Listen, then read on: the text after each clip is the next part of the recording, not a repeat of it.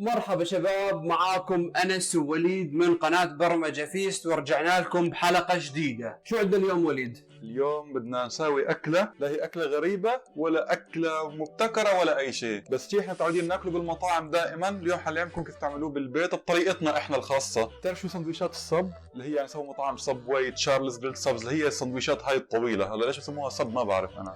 سندويشات الطوال هاي عشان بصبوا فيها. بصبوا فيها. لا أولا سندويشات الصبز هي عبارة عن سندويشة طويلة بكون فيها نوع لحوم أو دجاج وجبنة وخضرة وصوص، أنت بتختار التشكيلة اللي بدك إياها. رح نعمل اليوم سندويشة صب بالدجاج، ولكن الدجاج رح ينطبخ ويتبل على طريقة برمجة فيست. تابعونا.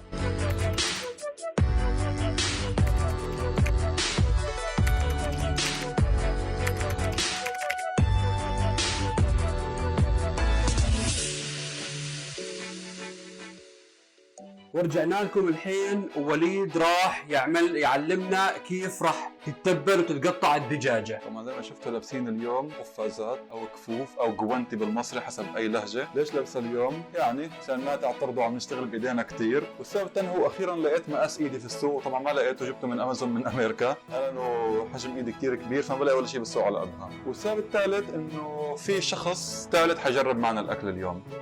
فعشان العناية بالنظافة وعشان كل شيء خلينا اليوم نشتغل بروفيشنال. أول شغلة نعلمكم كيف نقطع الدجاج قبل ما نحكي شو التتبيلة اللي معنا. راح نفرجي التتبيلة أثناء التتبيل كل المكونات كثير بنضيع وقت نشرحها كل وحدة لحال، لكن أول شيء راح نشرح لكم كيف تقطعوا الدجاج حتى نعمله بالفرن ويستوي ويطلع طعمه كثير طيب وما يكون ناشف. خصوصا عم نستخدم صدور دجاج بدون عظم، هذا بخليها بدون جلد، هذا الشيء بخليها تكون ناشفة في العادة. أول شغلة مهمة كثير بتقطيع الدجاج إنكم تقطعوا يا إما على الرخام، هو يعني هذا الاسود ما بسموه جرانيت ولا شو بالضبط، ماربل.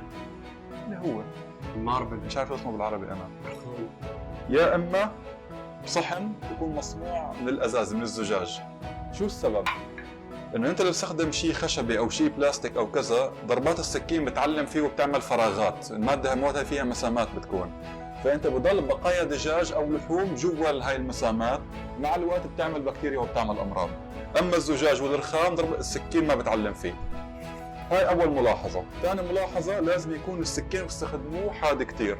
اذا ما كان حاد فيه الكفايه على المسم هذا هالشكل بس، يعني اعملوه تقريبا دقيقه بصير سكين حاد. لحتى يستوي معنا اي دجاج ويمتص التتبيله صح لازم يكون كتير رقيق، ما نكون قطعه سميكه. هاي القطعه شايفين سميكه، اذا بتنحط مثل ما هي رح تطلع الطعمه على القشره اللي برا وجوا تكون طعمت مثل البلاستيك، وهي كثير بنشوفها بمطاعم، صح ولا لا؟ رح اخذ هاي القطعه واحاول بالشكل هاد اقطعها منها بشكل افقي.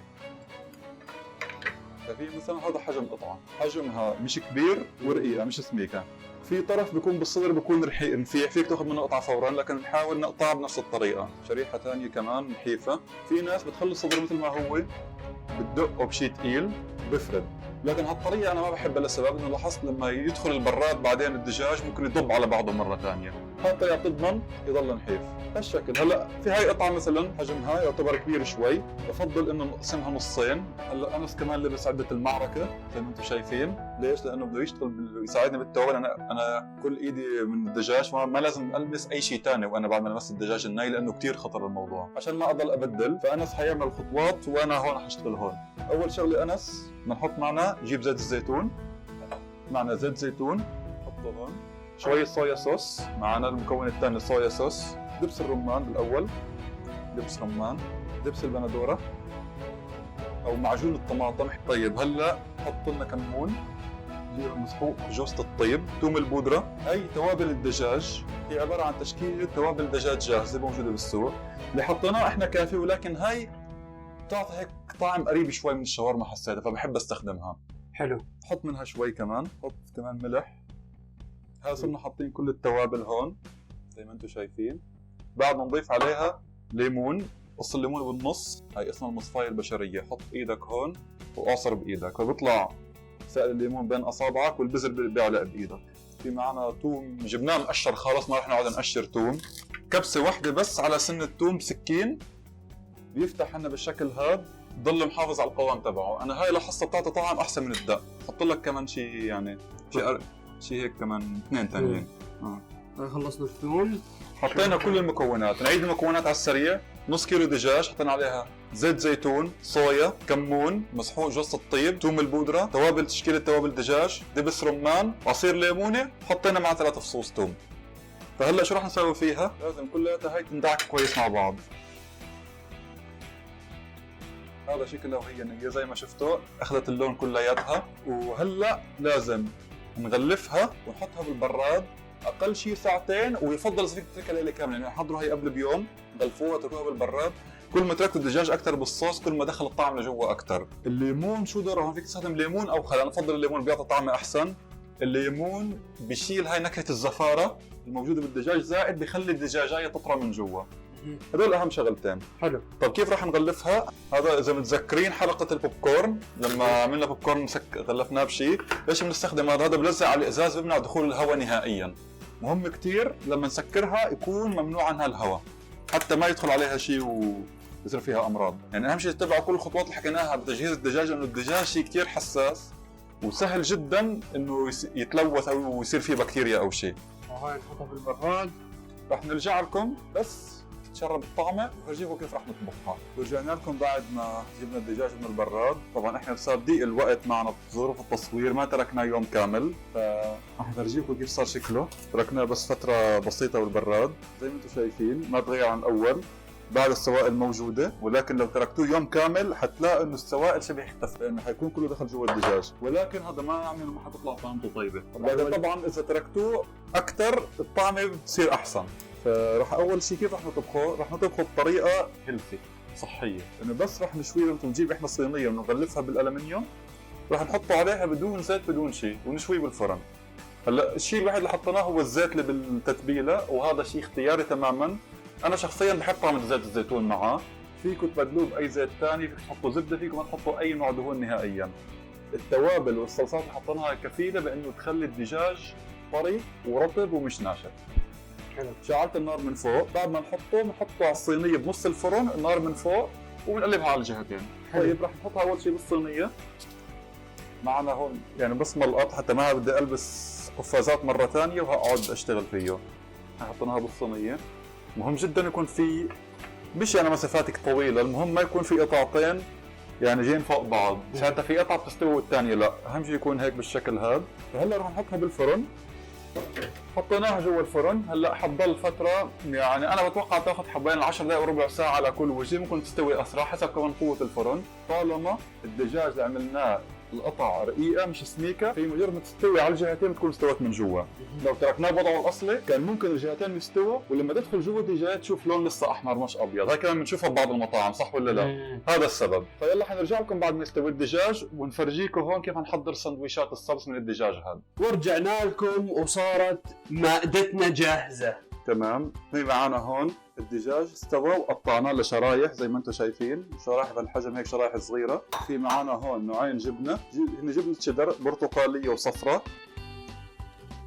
صدر الحبش او التركي. في معنا هون خس مشكل.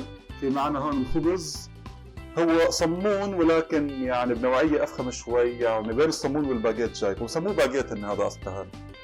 وعندنا الصوصات. الصوصات في عندنا كاتشب، في عندنا مايونيز. تمام. اهم شيء المايونيز لايت، يعني احنا كثير همنا بداية اليوم. اكيد.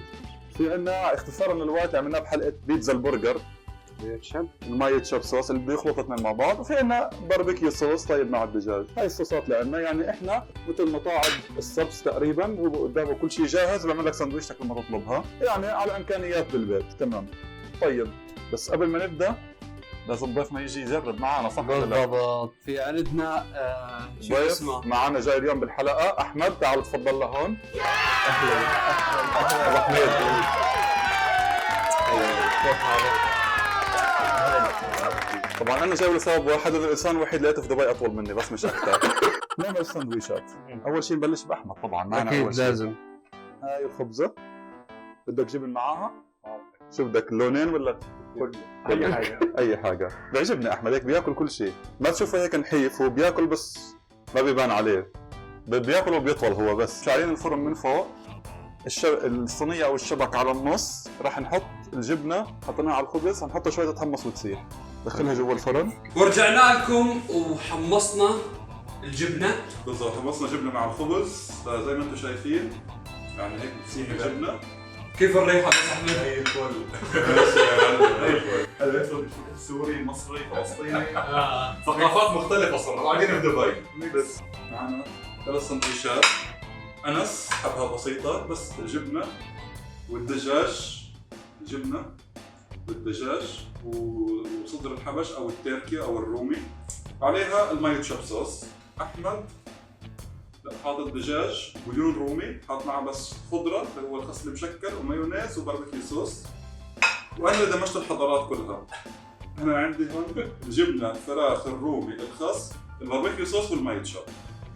جاهزين يا شباب؟ جاهزين؟ يلا 1 2 3.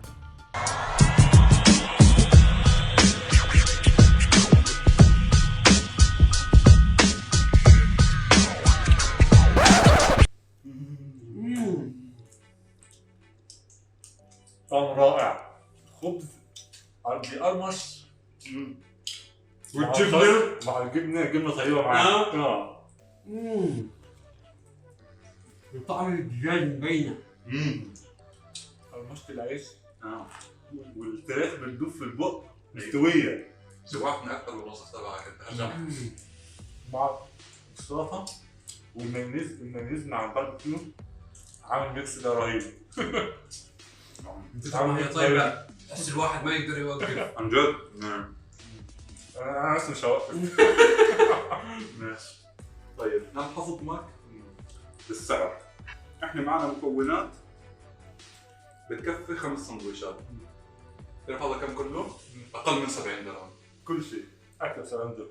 5 سندويشات. كم ليش السندويش الواحد؟ 35. بتزود عليه رومي وصل لك 40. بالضبط. 70 درهم 5 سندويشات، يعني تاكل وتكيف. فليش نروح مطاعم، صح ولا لا؟ صح. خلاص انا قاعد اقول هنا كل مره.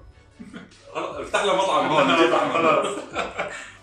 طبعا انا اعطيها 100 من 10 عشان البروز الشيف العالمي. احمد اعطيها من 10. 10 من 10. 10 من 10. حلاوتها بقى العيش عاجبني، اللي هو بيقرمش مع الفراخ. الفراخ طعمة الفراخ الصوص بتاعها، صوص الفراخ عامله، ما اعرفش معموله تتبيله ايه، بس الفراخ بتدوب. هو ما حضرش معنا التتبيله. طبعا بعد هاي المعركة احنا مكملين على فكره بعد التصوير، بس حنختم الفيديو وناكل براحتنا. بالضبط. لا تنسوا تعملوا لايك وشير وسبسكرايب ويفعلوا شو جرس التنبيهات عشان يوصلهم فيديوهات جديده. بالضبط. ويلا هلا نشوف وين المصريين يجوا بالضبط. لعنا. او المصريين كلهم لازم يشوفوا القناه. خلاص ماشي. واكتبوا لنا بالتعليقات شو عندكم افكار سندويشات حابين احنا نعملها. اي سندويشه شايفينها انتم في السوق في مكان اكتبوا لنا اياها وحنسوي لكم اياها احنا هون بالبيت. يلا نشوفكم الحلقه الجايه.